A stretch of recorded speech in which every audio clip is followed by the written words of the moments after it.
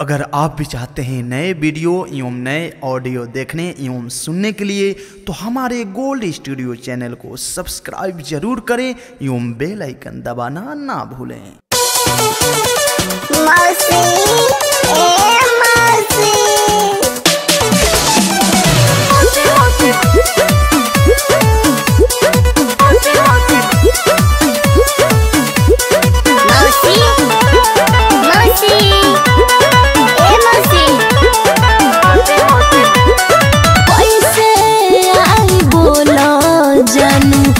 नया नया सालों में दीदी की हया के फंस गई ससुरालों में। लइका मौसी मौसी भूकेला हमरा चोली ओढ़ सुतेला।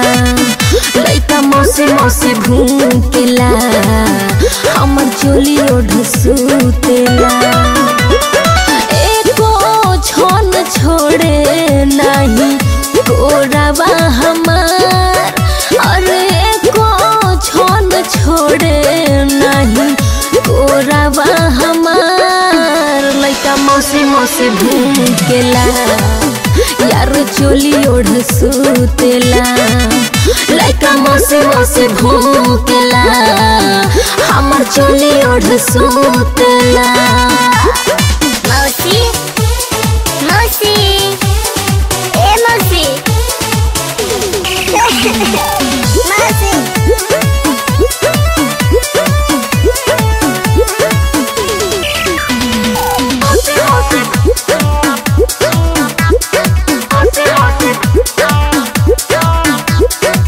दू चार घंटा ए मोर करे जा कल तू एडजस्ट हो।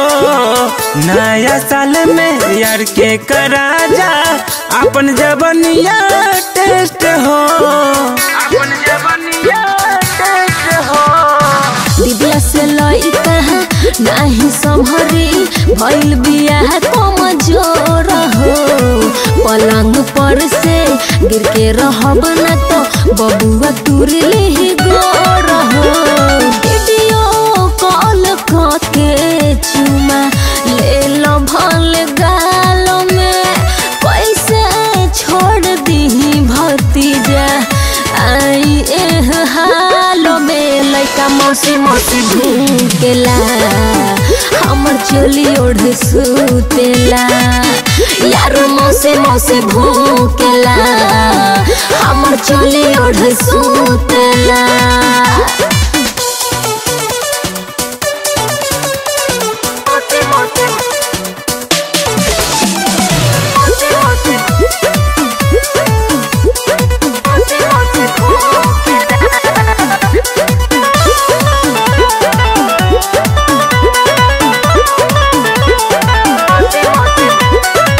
छपरा से देसिला मुर्गा मंगईनी तोहरे लागे माल हो।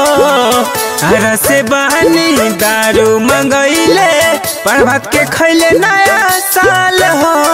प्रभात के खैले नया साल हो। दो चार पैक रम ज्यादा पी के गम के हमरो भुला लो हो। फोटो के हमारा चुन के राजू दिल के सबूर धरा लो हो। देखो आँख बंद करके बानी तोहरे पास।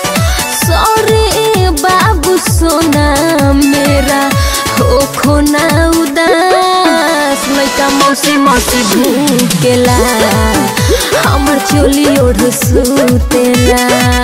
लइका मौसी मौसी भूकेला हमर चोली ओढ़ सुतेला। हर बात के बुझ